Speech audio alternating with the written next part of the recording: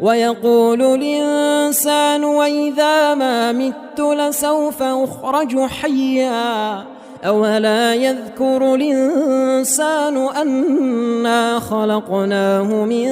قبل ولم يك شيئا فوربك لنحشرنهم والشياطين ثم لنحضرنهم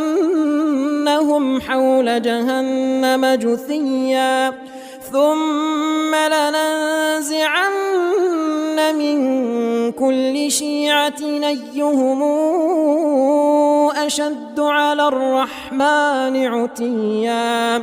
ثم لنحن أعلم بالذين هم أولى بها صليا وإن منكم إلا واردها كان على ربك حتما مقضيا ثم ننجي الذين اتقوا ونذر الظالمين فيها جثيا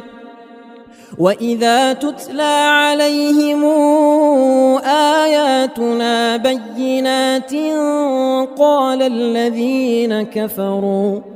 قال الذين كفروا للذين آمنوا أي الفريقين خير مقاما وأحسن نديا وكما أهلكنا قبلهم من قرن هم أحسن أثاثا ورئيا قل من كان في الضلالة فليمدد له الرحمن مدا حتى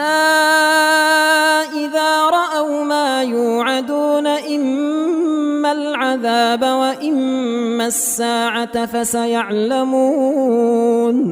فسيعلمون من هو شر مكانا وأضعف جندا